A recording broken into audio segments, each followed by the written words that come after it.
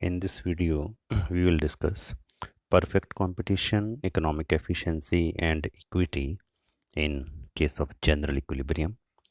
This is part 5 of the 7 videos on general equilibrium.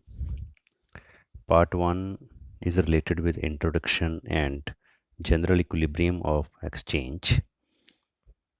Part 2 explains general equilibrium of production and derivation of production possibility curve.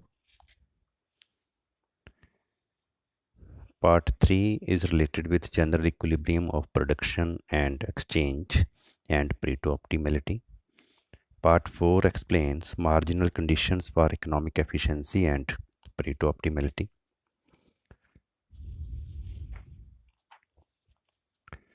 Part 6 and 7 explains first theorem of welfare economics and second theorem of welfare economics respectively. This is part 5. Here we will discuss perfect competition, economic efficiency and equity.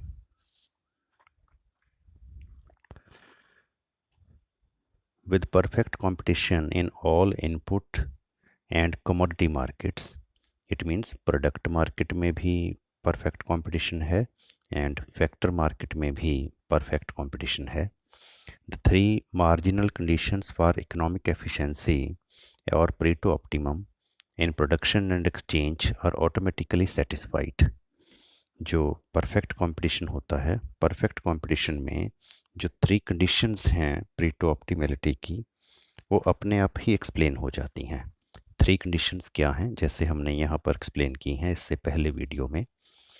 ये general equilibrium of exchange की condition है, ये general equilibrium of production की condition है, ये general equilibrium between exchange and production दोनों की condition है. तो ये अपने आप ही सेटिस्फाई हो जाती हैं अंडर परफेक्ट कंपटीशन. ये हम फर्स्ट थ्योरम में एक्सप्लेन करेंगे नेक्स्ट वीडियो में. It also proves Adam Smith's famous law of invisible hand, which postulates that in a free market economy, each individual, by pursuing his own selfish interest, is led as if by an invisible hand to promote the well-being of society more than he intends or even understands. Adam Smith ने law दिया है, law of invisible hand. Adam Smith was a British economist, philosopher and author, moral philosopher, pioneer of political economy, also known as the father of economics or the father of capitalism. Smith wrote 2 classic works, The Theory of Moral Sentiments in 1759 and An Inquiry into Nature and Causes of Wealth of Nations, also known as Wealth of Nations in short, in 1776. The Wealth of Nations is considered as the first modern work of economics. Adam Smith के invisible hand के law के according, invisible hand मतलब एक ऐसा हाथ जो दिखता नहीं, मीन्स कि कोई है जो मार्केट में इकॉनमी का वेलफेयर कर रहा है. अब हर इंडिविजुअल अपना इंटरेस्ट दिखता है, अपने ऑप्टिमम कंडीशन के अकॉर्डिंग वो काम करता है, अपने मार्जिनल रूल के अकॉर्डिंग वो काम करता है और अपने मार्जिन रूल के अकॉर्डिंग वो अपना बेनिफिट मैक्सिमम करता है. बट सोसाइटी का बेनिफिट अपने आप ही मैक्सिमम हो जाता है, चाहे वो इंडिविजुअल सोसाइटी का बेनिफिट मैक्सिमम करने में ना लगे हों. वो इंडिविजुअल अपना बेनिफिट मैक्सिमम करने में लगे हुए हैं, पर सोसाइटी का बेनिफिट अपने आप ही मैक्सिमम हो जाता है. वो कैसे हो जाता है, कौन करता है उसको, यही इनविजिबल हैंड है. और एडम स्मिथ के अकॉर्डिंग जो फ्री मार्केट इकॉनमी होती है, जहां गवर्नमेंट के इंटरफेरेंस की ज़रूरत नहीं, उस केस में परफेक्ट कंपटीशन की वजह से अपने आप ही ये काम होता रहता है. The law leads to the first theorem of welfare economics. और फर्स्ट थ्योरम जो है वेलफेयर इकोनॉमिक्स की, जिसको हम नेक्स्ट वीडियो में एक्सप्लेन करेंगे, वो भी इसी लॉ के ऊपर बेस्ड है, विच postulates that equilibrium in competitive markets is Pareto optimal. तो फर्स्ट वेलफेयर इकोनॉमिक्स में हम ये प्रूव करके दिखाएंगे कि तीनों जो कंडीशन हैं ऑप्टिमम आउटपुट की, परेटो ऑप्टिमम की प्रोडक्शन में, एक्सचेंज में, वो कैसे सेटिस्फाई हो रही हैं परफेक्ट कंपटीशन में। There is also a second theorem of welfare economics. Welfare economics की एक दूसरी थ्योरम भी है, which postulates that when indifference curves are convex to their origin, जब इंडिफरेंस कर्व्स अपने अपने ओरिजिन में कन्वेक्स होती हैं, every point on Edgeworth contract curve for exchange is a competitive equilibrium for some initial distribution of income or allocation of goods। तो इसका क्या मतलब है कि second theorem of welfare economics जो है वो क्या बताती है कि जब इंडिफरेंस कर्व्स कन्वेक्स हों ओरिजिन वाली साइड, कन्वेक्स का मतलब होता है जैसे ये मान लो ओरिजिन है तो इसकी साइड ये आई सी कन्वेक्स है, तो अपने अपने ओरिजिन वाली साइड जब इंडिफरेंस कर्व्स कन्वेक्स होती हैं तो स्टार्टिंग में जो भी डिस्ट्रीब्यूशन है इनकम का उसको हम रीएलोकेट अगर करें तो रीएलोकेट करके हम ऑप्टिमम पॉइंट पर पहुंच सकते हैं, जिसमें या तो एक इंडिविजुअल का बेनिफिट होगा, दूसरे का कोई लॉस नहीं होगा, या दोनों को बेनिफिट होगा। दोनों को लॉस हो ऐसा नहीं हो सकता, एक को बेनिफिट हो दूसरे को लॉस हो ऐसा भी नहीं होता। तो इनिशियल डिस्ट्रीब्यूशन लेवल पर ये एलोकेशन हो जाती है।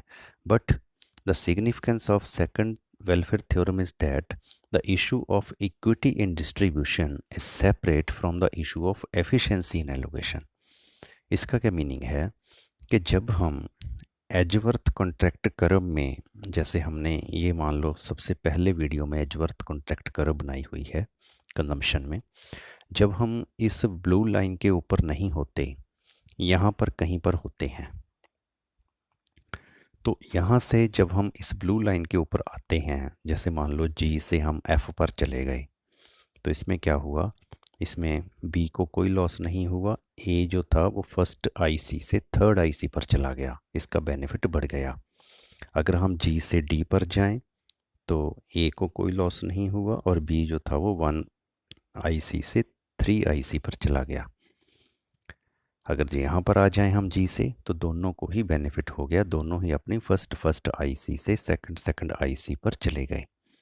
तो इसको हम कहते हैं कि जब हम एजवर्थ कॉन्ट्रैक्ट कर्व पर नहीं होते उस टाइम अगर हम एक्सचेंज करते हैं तो या तो ए को बेनिफिट मिलेगा, बी को कोई लॉस नहीं होगा, या बी को बेनिफिट मिलेगा, ए को कोई लॉस नहीं होगा, या दोनों को बेनिफिट मिलेगा। तो इसका मतलब क्या हुआ, यहाँ पर ऑप्टिमम एलोकेशन नहीं है, इस लाइन के ऊपर ऑप्टिमम एलोकेशन है। तो ये पॉइंट ये वाला है एफिशिएंसी इन एलोकेशन।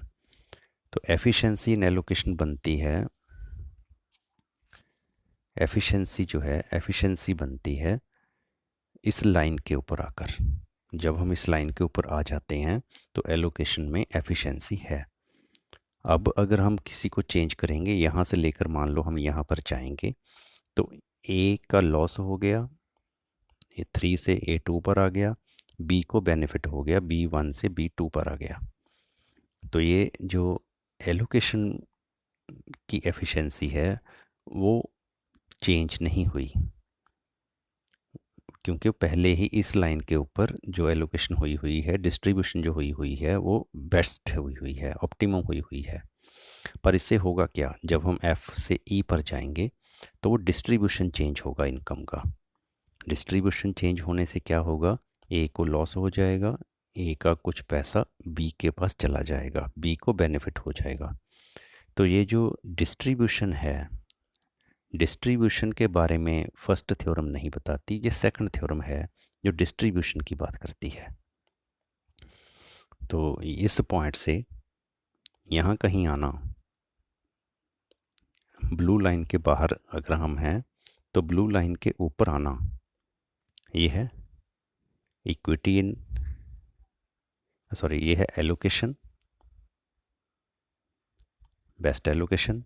पर इस लाइन के ऊपर नीचे, इस लाइन के ऊपर मूव करना, यह है डिस्ट्रीब्यूशन में चेंज। तो डिस्ट्रीब्यूशन में चेंज अलग चीज़ है। डिस्ट्रीब्यूशन में चेंज हम क्यों करते हैं, अगर हम रिच पुअर का गैप ख़त्म करना चाहते हैं, इनकम इनइक्वालिटी कम करना चाहते हैं, इक्वालिटी लेकर आना चाहते हैं, तो हम इस लाइन के ऊपर मूव करेंगे। एफिशिएंसी लाने के लिए हम इस लाइन के बाहर अगर हैं तो इस लाइन पर आएंगे। तो पहले हम इस लाइन के अगर बाहर हैं तो इस लाइन पर आएंगे, फिर हम डिस्ट्रीब्यूशन चेंज करेंगे। ये दो वेलफेयर थ्योरम के इम्पोर्टेंट पॉइंट्स हैं कि पहले तो एफिशिएंट एलोकेशन, दूसरा इक्विटी इन डिस्ट्रीब्यूशन। तो ये जो वेलफेयर थ्योरम है, फर्स्ट थ्योरम, सेकंड थ्योरम, इनको हम नेक्स्ट 2 वीडियोस में डिस्कस करेंगे। And for the complete analysis of general equilibrium, must watch all the 7 videos on general equilibrium. Thank you. Thanks for watching this video.